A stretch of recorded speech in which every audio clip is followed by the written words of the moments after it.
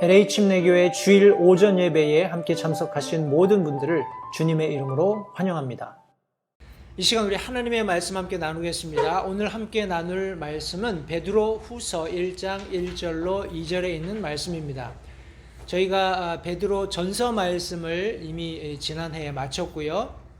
우리 연말을 맞이해서 여러 다양한 말씀들 함께 나누었습니다만 다시 저희들 함께 하던 말씀으로 되돌아가서 올 상반기에는 베드로 후서 말씀을 함께 나누고자 합니다. 오늘 1장 1절, 2절, 2절 말씀을 가지고 베드로 후서 성경 공부 말씀을 시작하도록 할 텐데요.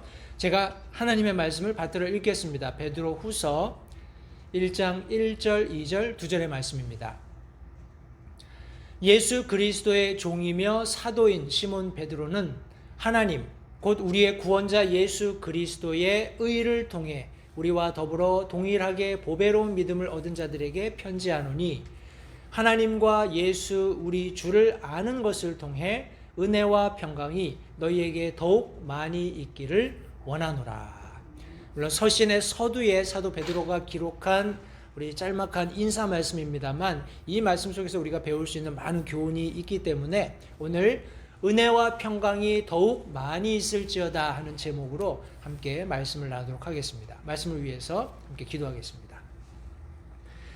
살아계신 아버지 하나님 감사합니다. 오늘 복된 주일 사랑하는 성도들을 한자리에 불러 모으셔서 함께 하나님을 더 알아가고 하나님과 더 깊은 교제 나눌 수 있는 이런 특별한 권리를 이 시간 우리에게 주신 것을 다시 한번 감사드립니다. 오늘 예배 속에서 하나님 우리가 세상의 타성에 젖어 있는 어떤 부분이라도 발견된다면 우리 십자가 앞에 우리의 육신의 것들을 내려놓고 하나님의 것으로 말미암는 새로움이 이 시간에 있을 수 있도록 도우시기 원합니다. 성경은 우리가 옛 성품을 벗어버리고 예수 그리스도 안에서 새로운 인격으로 자라갈 것을 말씀하고 있습니다. 그러기 위해서 하나님의 말씀을 알아가는 것은 부득불 우리에게 절대적으로 필요한 것인데 하나님 바라기는 우리가 더욱더 말씀을 사랑하고 말씀 가운데서 하나님의 음성을 들으며 그 들은 말씀대로 살아감으로써 그리스도 안에서 성숙한 자라가는 그런 그리스도인이 될 수 있도록 도우시기 원합니다.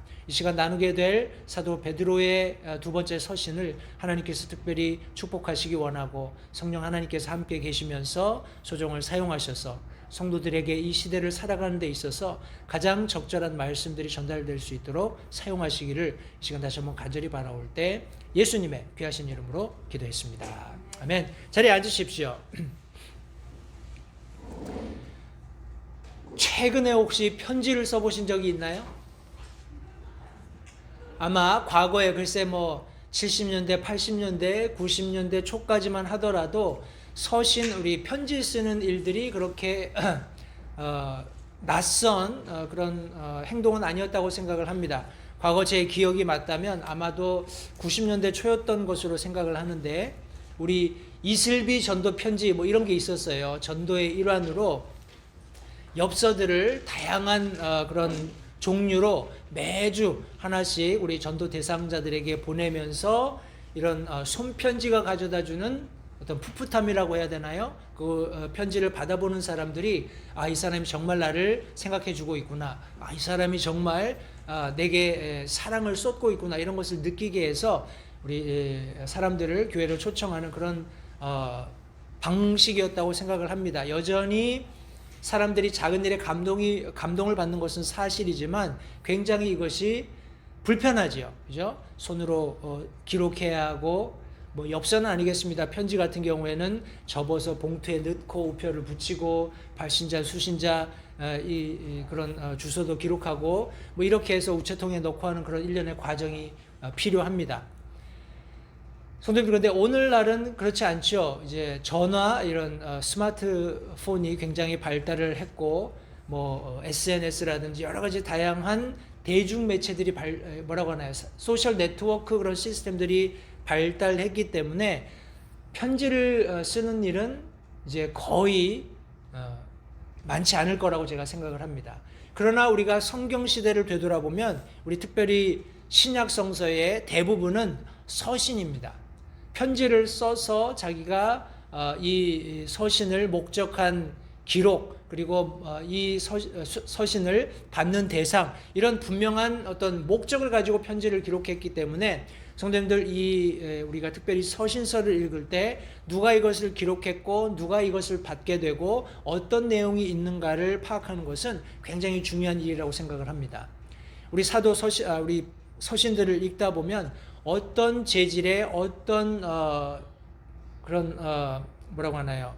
펜으로 잉크를 사용해서 서신을 기록했는지 하는 것들도 간간히 엿볼 수 있습니다. 그런데 중요한 것은 성도님들, 과거에 이런 서신을 기록할 때 오늘날처럼 카피 앤 페이스트, 그죠?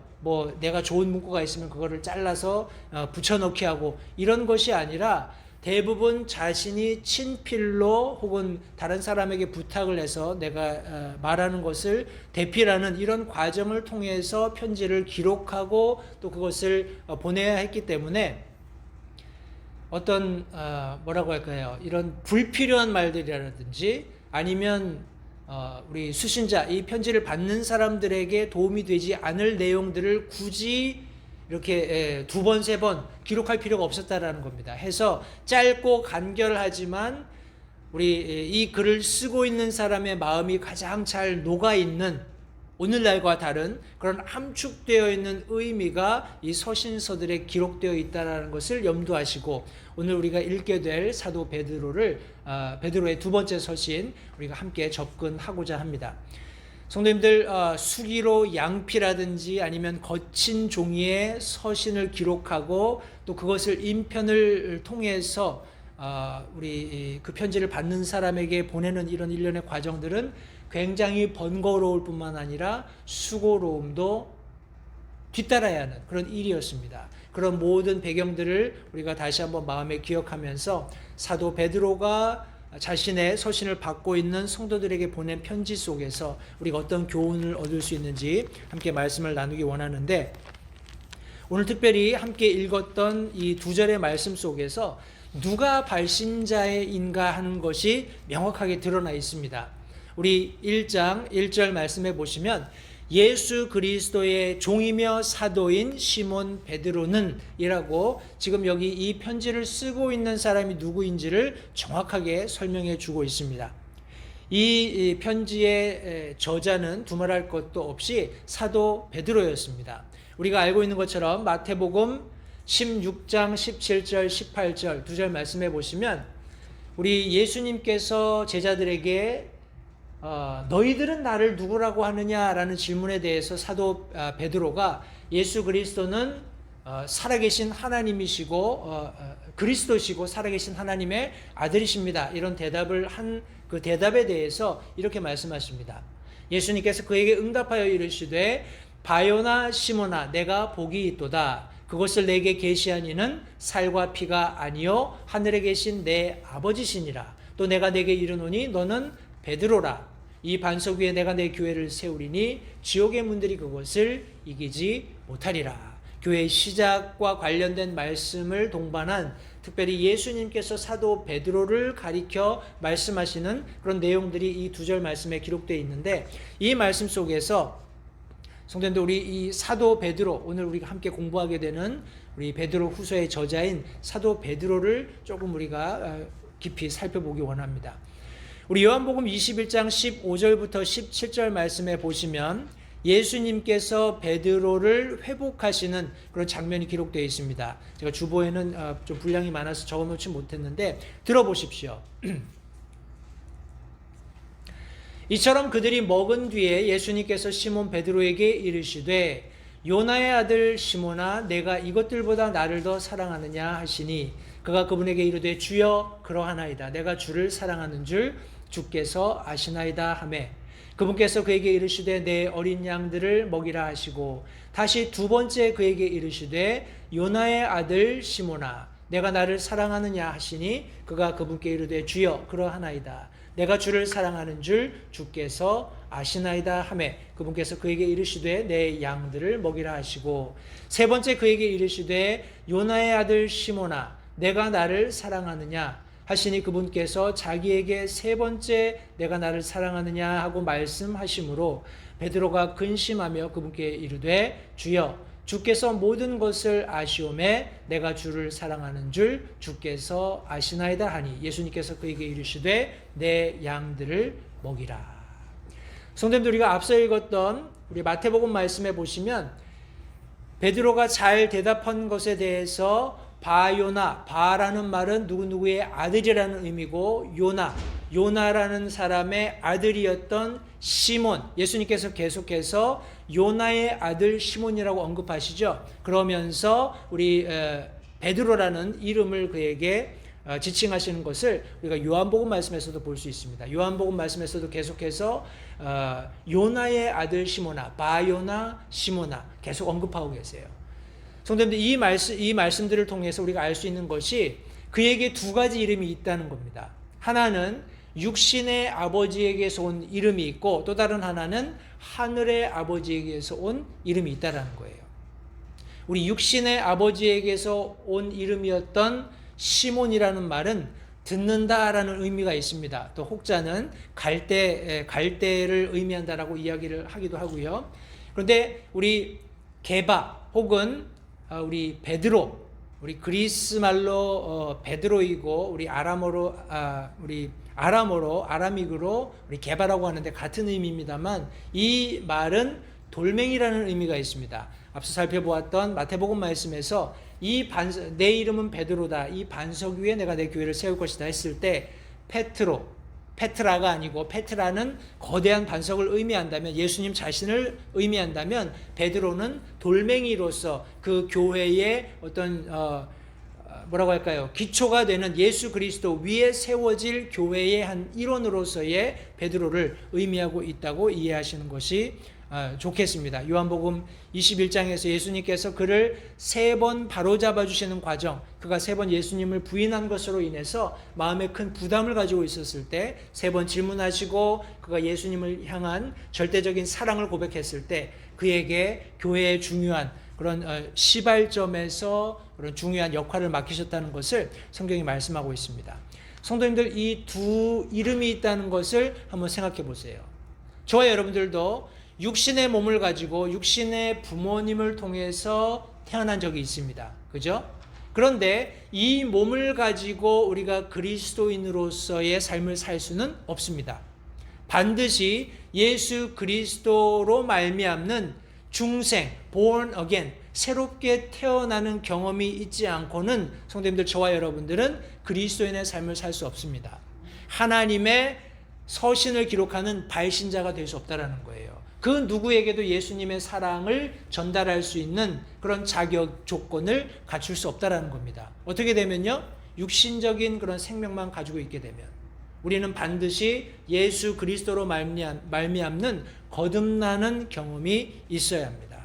성도님들, 이 말씀 속에서 참 재미있는 것이 그의 그런 육신의 아버지로부터 얻었던 이름이 시몬이라고 말씀드렸어요. 말씀을 들어야 합니다. 말씀을 듣고 그 말씀대로 따라서 내 죄를 회개하고 예수님을 개인의 구주로 영접했을 때 비로소 돌멩이가 될 수 있는 겁니다. 교회의 일원으로서, 건축물의 한 부분으로서 자리 잡게 된다는 것입니다. 이 발신자를 아는 것이 굉장히 중요한 것처럼 성도님들, 저와 여러분들이 예수 그리스도의 발신자가 될 수 있기 위해서 다시 한번 저와 여러분들이 거듭나야 함을 잊지 마시기 바라요. 그리고 여기 지금 특별히 사도 바울은 자기 자신을 가리켜서 두 가지 설명을 합니다. 첫 번째, 그가 예수 그리스도의 종인 것을 설명하고 있어요. 성경 말씀에 보면 사도 바울, 야고보, 또 야고보의 형제였던 유다의 서신도 성경에 기록되어 있는데 베드로를 포함해서 이 모든 사도들이 자신의 서신을 기록할 때 성도님들 자신을 그리스도의 종으로 묘사하고 있습니다. 기억하십시오. 예수님의 종이 된다는 것은 예수님이 나의 무엇이 된다는 거죠? 나의 주님이 되신다는 거죠. 주인이 된다는 거죠. 저와 여러분들이 구원받을 때 예수 그리스도를 나의 주와 그리스도로 영접했습니다. 그죠? 그분이 나의 주님이 되시고 그분이 하나님의 기름 부으심 받은 분으로 알고 믿고 확신하면서 내 죄를 그분께 회개하고 예수 그리스도를 내 주와 그리스도로 영접했습니다. 성도님들, 저와 여러분들이 예수 그리스도를 주와 그리스도로 영접했다면 사도 베드로와 동일한 그리스도의 종의 신분으로 이 세상을 살아가야 한다는 사실을 잊지 마시기 바랍니다. 종의 삶은 굉장히 간단하고 명료합니다. 뭐죠? 주인의 명령을 듣고 그것을 행하는 겁니다. 주인이 원하는 바를 이해하고 그것을 실천하는 것이 종의 본분입니다. 많이 생각할 필요 없습니다. 왜 주인이 내게 이런 얘기를 했을까? 왜 내게 이런 걸 부탁했지? 나는 이런 할 일이 있고 이런 우선순위가 있는데, 성도님들, 그런 종의 삶은 주인에게 적합하지 않습니다. 주인이 무엇을 말했을 때 그것을 즉시로 듣고 실천하는 종이 잘하는 종이고, 나중에 주인이 그 일하는 종의 모습을 발견했을 때, 너는 정말 충실하다, 너는 정말 성실하다, 너는 정말 부지런히 일하는구나 하는 칭찬을 듣게 되는 것입니다. 그런 의미에서 성도님들, 사도 베드로가 이 서신을 기록하면서 내가 인간적인 아버지에게서 태어난 것이 맞지만 나는 분명히 예수 그리스도 안에서 거듭난 사람이고, 거듭난 사람으로서 나는 예수 그리스도의 종의 신분으로 이 땅을 살아간다라고 고백한 것은 어쩌면 저와 여러분들의 동일한 고백이 되어야 한다는 것을 잊지 마시기 바라요. 더 나가서 사도 베드로는 자기가 사도다라고 성경에 기록하고 있습니다. 특별히 우리 믿음 생활, 우리 뭐라고 하나요? 우리 크리스찬이티 안에서 사도다라고 얘기했을 때 이것이 예수님을 따르는 제자들과는 좀 구분이 됩니다. 그죠? 제자라고 하면 우리 스승으로부터 가르침을 받는다라는 그런 일반적인 개념 아래서 가르침을 받는 사람들이 어떤 제자라면, 그 제자 중에서 특별히 스승이 가르치는 것을 완전히 이해해서 다른 사람에게 그것을 전달해 줄 수 있을 만큼 준비되어 있는 사람을 우리 성경적인 의미로 사도라고 이해하실 수 있겠습니다. 성도님들, 기억하세요. 저와 여러분들은 우리 사도를 뛰어넘는, 성경 말씀에 의하면 예수 그리스도의 대사의 직분을 감당하고 있다고 성경은 말씀하고 있습니다. 우리 고린도후서 5장 18절부터 20절 말씀해 보시면, 또 모든 것이 하나님에게서 났으며 그분께서 예수 그리스도를 통하여 우리를 자신과 화해하게 하시고 또 화해하게 하는 사역을 우리에게 주셨으니 곧 하나님께서 그리스도 안에 계시사 세상을 자신과 화해하게 하시며 그들의 범법을 그들에게 돌리지 아니하시고 화해하게 하는 말씀을 우리에게 맡기셨느니라. 그런즉 하나님께서 우리를 통해 너에게 간청하시는 것 같이 이제 우리가 그리스도를 위한 대사가 되어 그리스도를 대신하여 너에게 간구하노니 너희는 하나님과 화해하라 라는 말씀을 우리 성경에 기록하고 있습니다.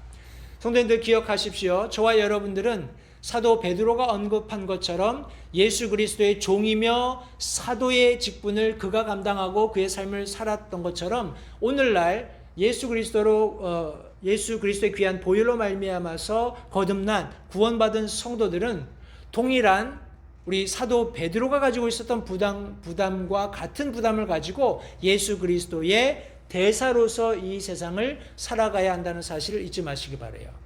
대사의, 특별히 예수 그리스도의 대사로서의 직분을 한 가지 여기서 부각되어진 것을 우리가 함께 언급한다면 바로 하나님과 화해하는 것입니다. 이 세상이 하나님과 화해하게 하는 거예요. 그 방법은 하나밖에 없습니다. 그죠? 하나님께서 제시하신 하나님과 이 세상이 화해할 수 있는 유일한 방법은 예수 그리스도의 보혈뿐입니다. 여기에 대한 말씀 우리가 추후에 좀 더 살펴보겠지만, 우리 오늘 함께 우리가 성경 공부 시작한 베드로 후서의 발신자를 아는 것, 물론 사도였던 시몬 베드로였지만 시몬 베드로는 자기 자신을 언급하면서 나는 육신의 내 아버지로부터 받은 이름이 있지만 분명히 예수님께서 내게 주신 이름이 있다라고 언급하고 있습니다. 성도님들, 이런 구원받은 분명한 사실을 근거로 예수 그리스도의 종으로 또 그분의 복음을 전하는 사역자로 살아가는 것은 베드로의 기쁨일 뿐만 아니라 저와 여러분들의 기쁨이 되어야 한다는 사실을 잊지 마시고 올 한 해 우리 힘써서 예수 그리스도의 사랑을 전하는 발신자로서의 삶을 우리 모두가 살 수 있게 되기를 바랍니다.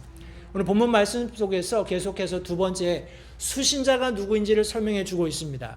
이 사도 베드로의 두 번째 서신을 받는 사람들이 누구인가 하는 내용을 우리 1절 하반절 말씀에 보시면 볼 수 있는데, 이 말씀에 보시면 하나님과 우리의 구원자 예수 그리스도의 의를 통해 우리와 더불어 동일하게 보배로운 믿음을 얻은 자들에게 편지하노니 라고 언급하고 있습니다. 굉장히 긴 것 같은데 이것을 좀 나누어서 수신자가 누군지를 좀 한번 살펴보겠습니다.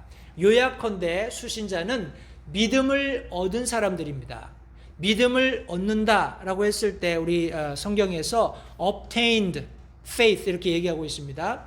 우리 다른 표현으로 성경에 자주 등장하는 표현이 있다면 obtained mercy, 하나님의 어떤 긍휼을 받는 그런 것들을 많이 언급을 하는데, 우리 사도 베드로는 obtained faith라고 설명하고 있어요. 믿음을 얻는다, 믿음을 획득한다, 혹은 믿음을 손에 넣는다, 이런 의미를 여기 성경이 기록하고 있습니다. 이것은 우리 영어 표현으로 achieve와는 다릅니다. achieve라는 단어는 내가 부지런히 노력해서 얻는 그런 결과물을 의미한다면, 우리 obtain이라는 단어는 기본적으로 내가 해야 할 역할을 충실하게 했을 때 얻을 수 있는 것을 의미합니다. 그런 측면에서 구원은 내 노력으로 얻는 것이 아니라 by faith, 믿음으로 얻게 된다는 것을 기본적으로 전제하고 있습니다.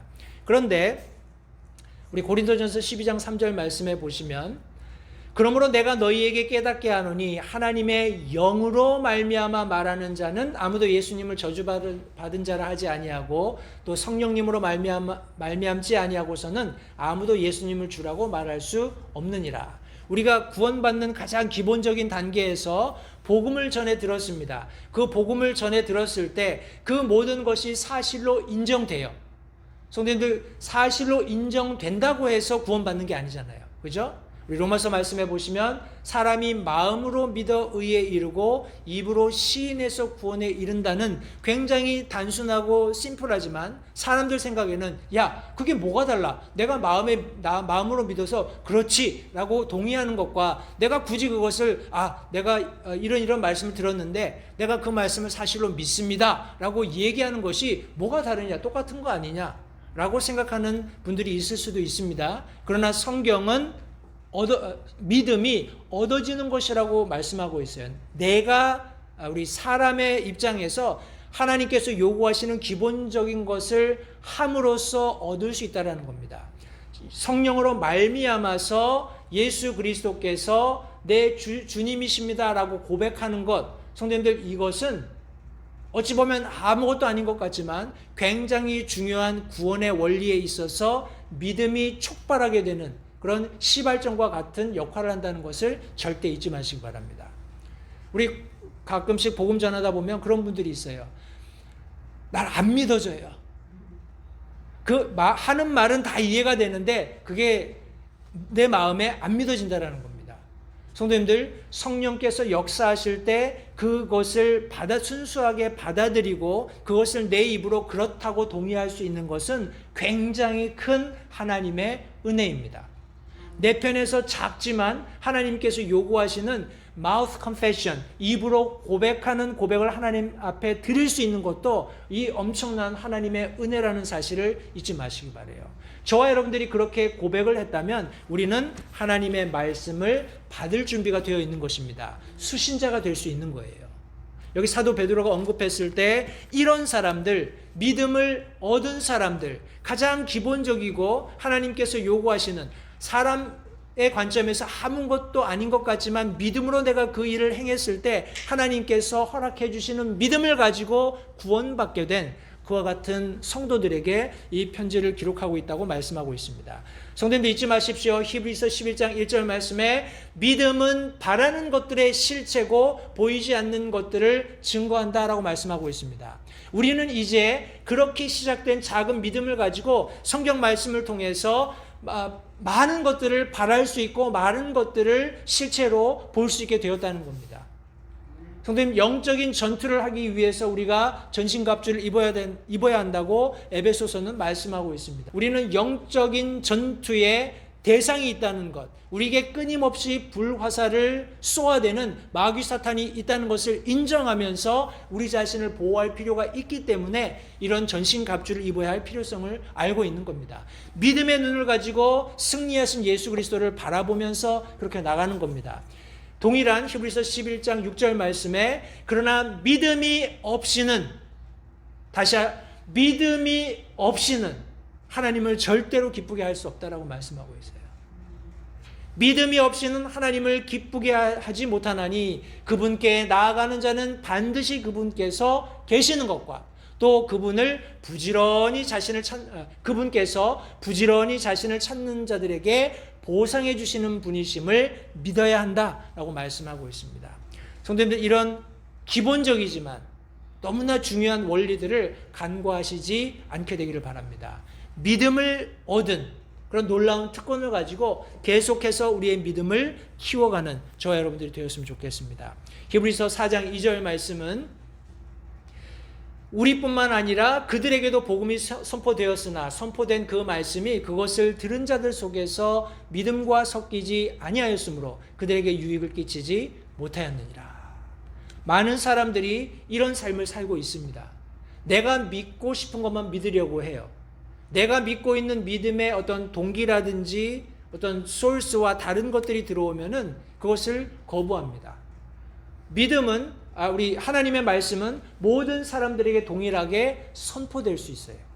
그러나 이것이 저와 여러분들 같이 순수한 마음을 가지고 아멘으로 받아들이고 그 말씀대로 살아가게 되는 경우는 많지 않다는 것 또한 아시기 바랍니다. 이 말씀은 들은 말씀이 그들의 믿음과 섞이지 않아서 유익을 주지 못하는 그런 아이러니하지만 실제하는 상황을 여기 지금 설명해 주고 있는 것입니다. 어떻게 하면 우리의 믿음을 증대시킬 수 있나요? 어떻게 하면 우리의 믿음을 더 많이 획득할 수 있을까요? 성경은 간단하지만 우리 로마서 10장 17절에 이렇게 말씀합니다. 그런즉 이와 같이 믿음은 들음에서 오며 들음은 하나님의 말씀에 의해 오느니라. 하나님의 말씀을 부지런히 묵상하면서 올 한 해 저와 여러분들이 하나님의 말씀을 받을 수 있는 준비가 되어 있어서 우리의 믿음이 성장하는 그런 복된 한 해가 되었으면 좋겠습니다. 사도 베드로는 이 수신자들이 믿음을 얻은 자들이다라고 말씀하면서 이 믿음이 굉장히 보배롭다라고 말씀하고 있어요. 성경은 precious라는 단어를 사용했습니다. 이 보배롭다라는 단어는 예수 그리스도와 그분의 흘리신 보혈과 굉장히 깊은 연관을 가지고 있습니다.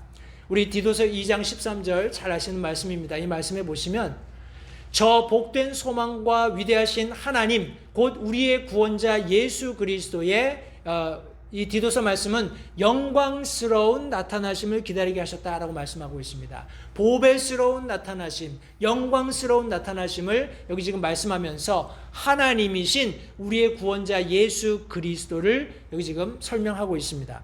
베드로전서 우리가 읽었던 1장, 우리 이전에 공부했던 1장 19절 말씀해 보시면 오직 흠도 없고 점도 없는 어린 양의 피 같은 그리스도의 보배로운 피로 된 것이다 라고 말씀하고 있습니다. 성도님들, 저와 여러분들이 믿었던 그 믿음, 이 얻게 된 그 믿음은 보배로운 것인데 이 보배로운 믿음의 근간이 된 예수 그리스도의 보혈이 얼마나 귀하고 소중한지를 우리가 함께 나누는 말씀 속에서 다시 한번 확인해 보시기 바랍니다.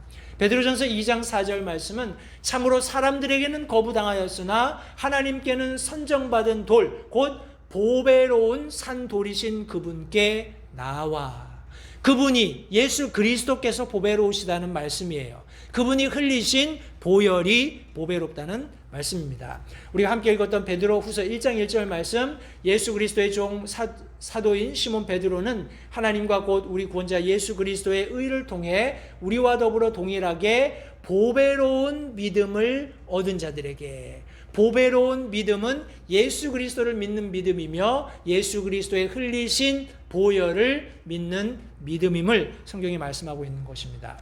우리 다음 주에 나누게 될 베드로후서 1장 4절 말씀에서도 그것들로 말미암아 지극히 크고 보배로운 약속들이 우리에게 주어졌나니 이것은 너희가 이 약속들을 힘입어 정욕으로 인해 세상에 있게 된 썩을 것을 피하여 하나님의 본성에 참여하는 자가 되게 하려 함이니라. 지극히 크고 보배로운 약속들, 이 보배로운 약속들은 예수 그리스도 안에 있는 것입니다. 예수 그리스도의 흘리신 보혈 안에 있는 것이에요. 그렇기 때문에 보배로운 약속들이라고 성경이 말씀하고 있는 것입니다. 베드로가 수신자를 언급했을 때 그들이 믿음을 얻었다라고 말씀하면서 이 그들이 얻었던 믿음은 보배로울 뿐만 아니라 우리와 동일한 믿음을 가지고 있다라고 얘기하고 있습니다. Like with us. Like faith with us. 우리와 같다라는 거예요. 성도님들, 이 말씀 속에서 우리 믿음의 형제 자매들의 나누는 교제가 얼마나 중요한지 한번 생각해 보실 수 있게 되기 바랍니다. 성도님들, 우리가 같다라고 얘기했을 때 우리가 하나님의 그런 놀라운 구원 계획에 의해서 의롭게 된 부분에서 같게 되었다라고 성경이 말씀하고 있습니다. 로마서 5장 1절 말씀해 보시면 그러므로 우리가 믿음으로 의롭게 되어 우리 주 예수 그리스도를 통해 하나님과 화평을 누린다라고 말씀하고 있습니다.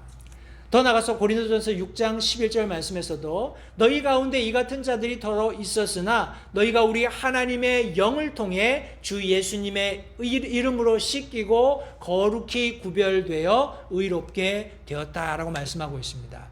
성도님들, 우리가 의를 이야기할 때, 우리가 동일한 믿음을 가지고 있다고 얘기할 때 우리의 교제 가운데 가장 핵심이 되는 것은 우리 성경이 계속해서 언급해주고 계시는 것처럼 주 예수 그리스도를 통한 하나님과의 분명한 화해가 이루어졌는가, 예수님의 이름으로 씻기고 거룩히 구별되었는가가 굉장히 중요하다는 사실을 잊지 마시기 바라요.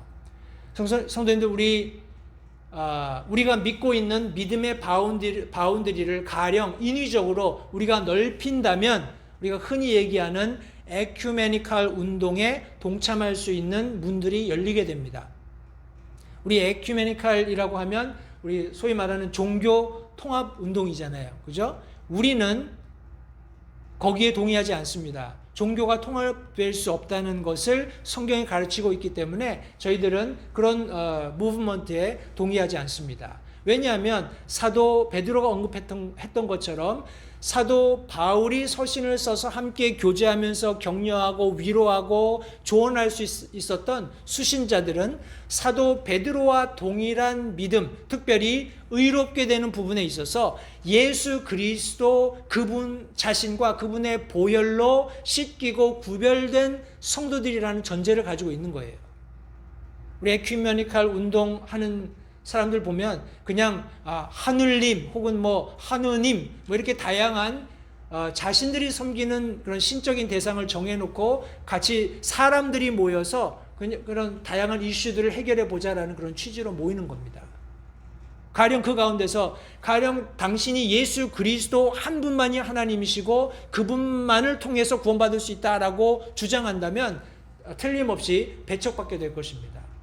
성도님들, 그런 자리에 가서 그런 사람들을 컨빈스하는 것, 그런 사람들을 설득하는 것보다 길에 나가서 아직 예수님 알지 못하는 사람들에게 복음을 전하는 것이 굉장히 더 효과적이고 하나님께 영광이 된다는 사실을 잊지 마시기 바라요. 저와 여러분들은 무엇인가 큰 일을 해야 된다라는 부담감을 가지고 있다는 걸 살 필요는 없습니다.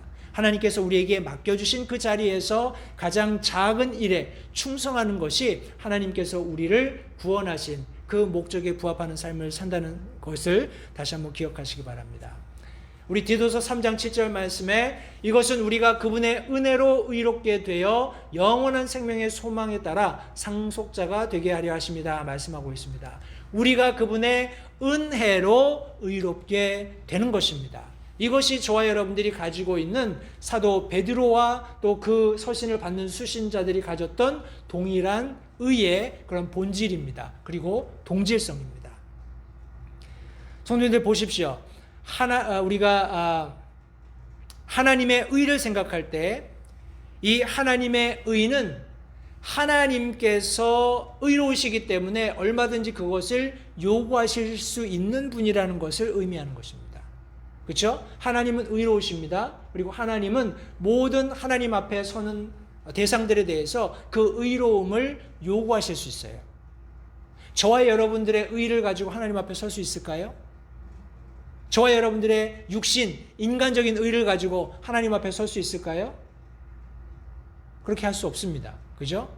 이 하나님께서 요구하시는 의를 충족하실 수 있는, 의롭게 하실 수 있는 유일한 분이 성경에 기록되어 있는데 바로 그분이 성경 말씀에서 계속 언급되고 있는 우리의 구원자 예수 그리스도십니다.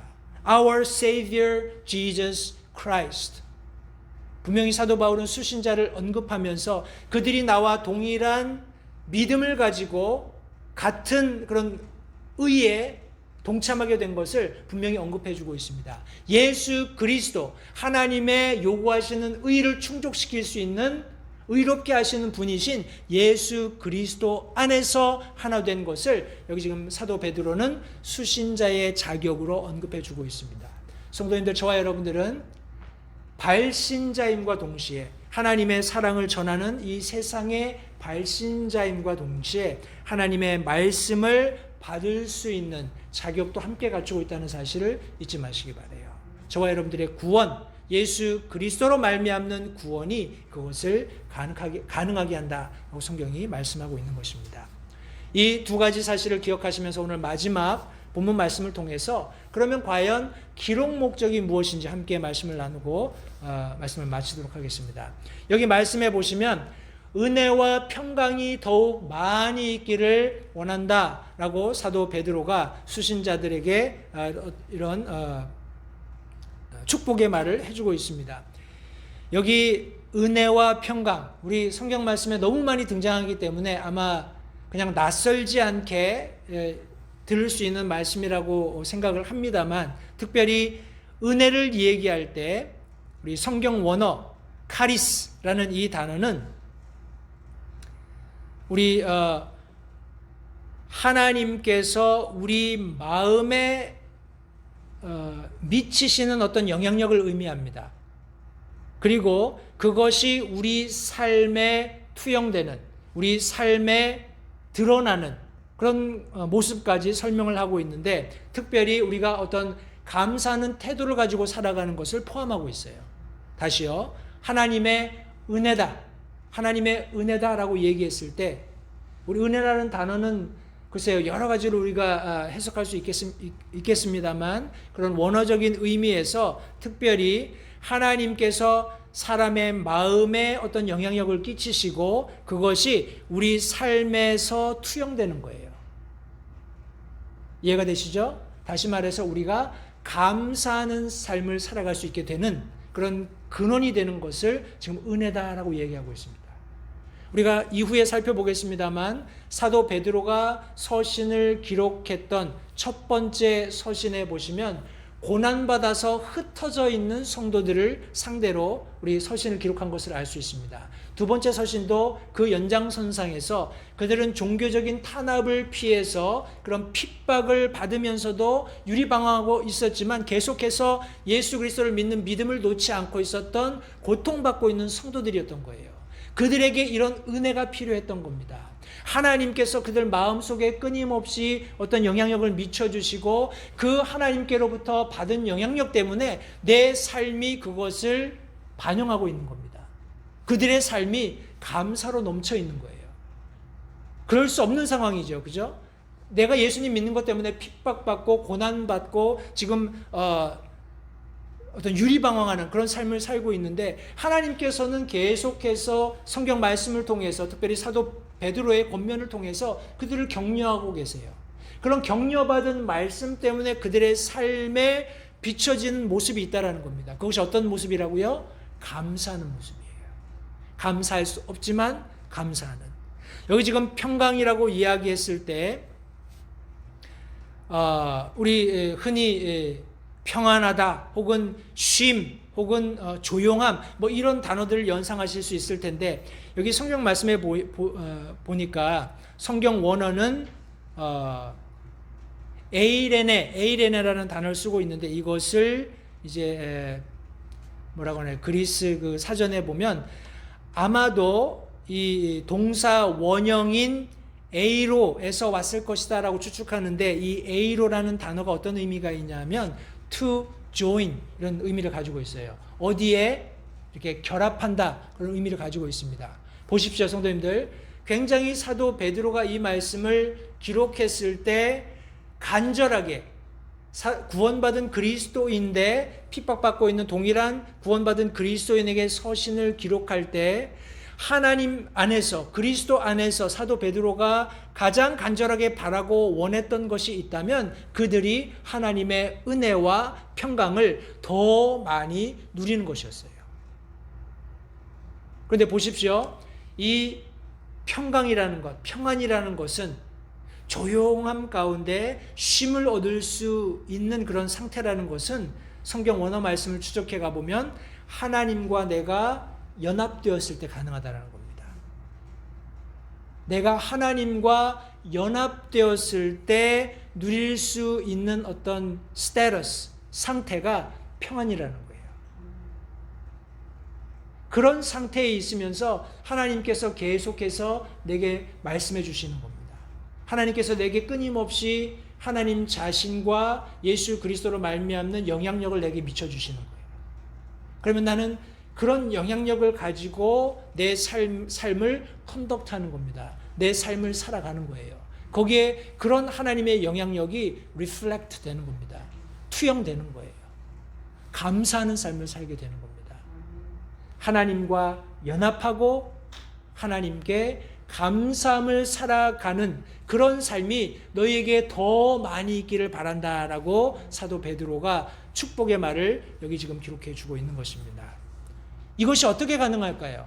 성경 말씀은 하나님과 예수 우리 주를 아는 것을 통해 가능하다라고 말씀하고 있습니다.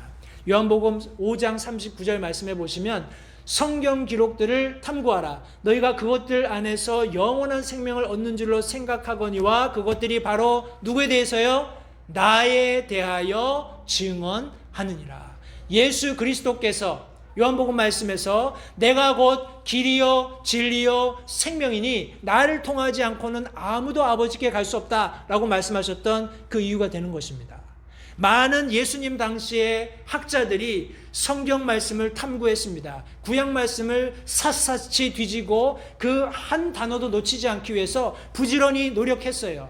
예수님께서 그래 너희들이 부지런히 성경 기록을 탐구해봐라. 그 안에 영원한 생명이 있는 줄 알고 너희들이 그렇게 찾고 있지만 정작 그 말씀은 나에 대해서 증언하고 있다라고 말씀하고 있는 것입니다. 성도님들, 예수 그리스도를 알지 못하면 성경이 약속한 은혜와 평강, 다시 말해서 감사하는 삶이나 하나님과 연합하는 것은 불가능하다는 것을 성경이 말씀해 주고 있는 것입니다.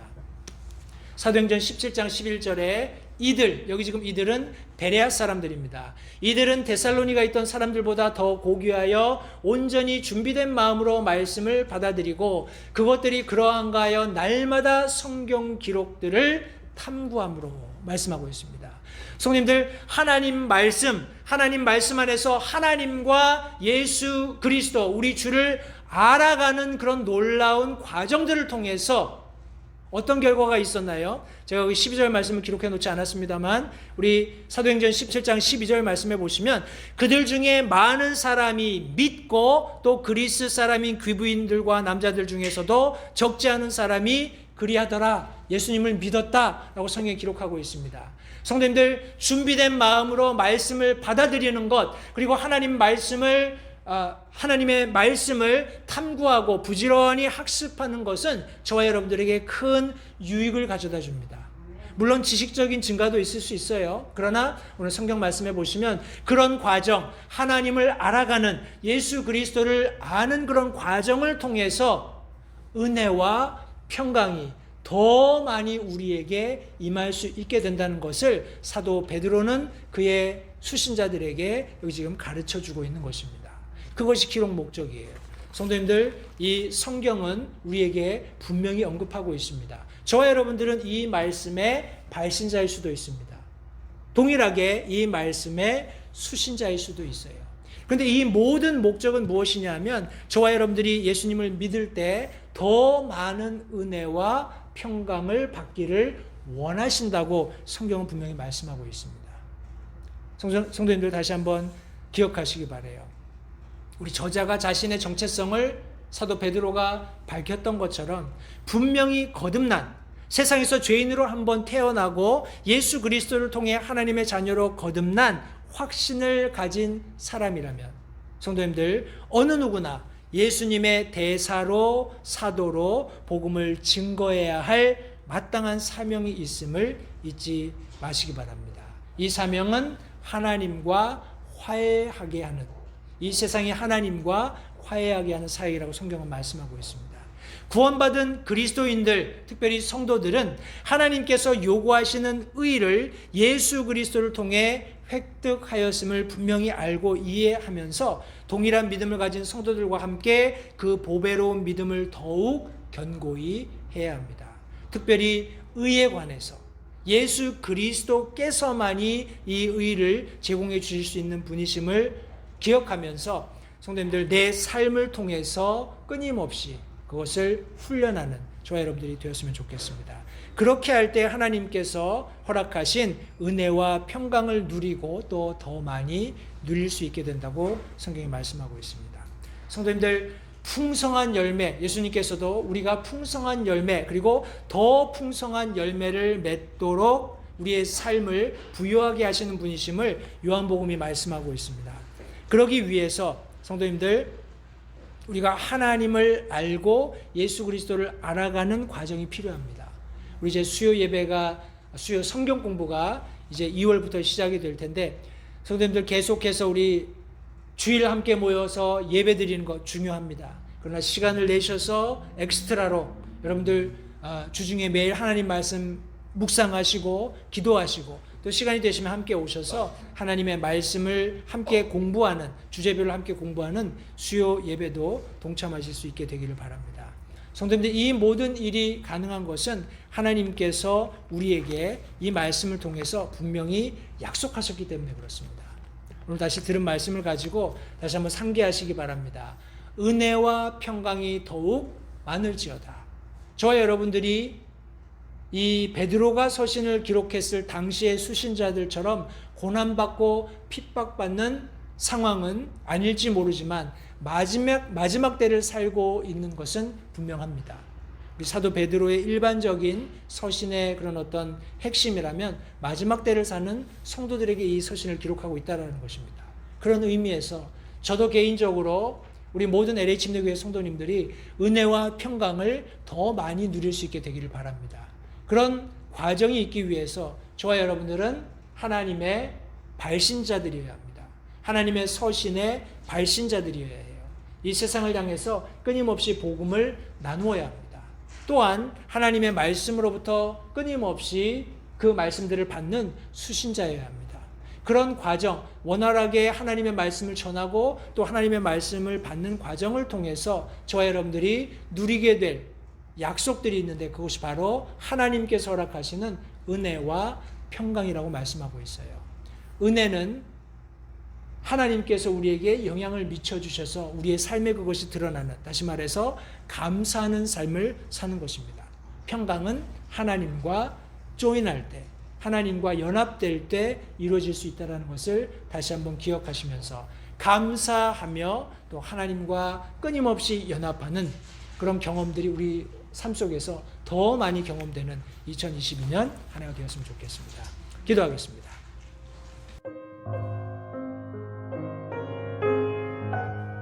잠시 들으신 말씀에 따라 결단하는 시간을 가지시기 바랍니다.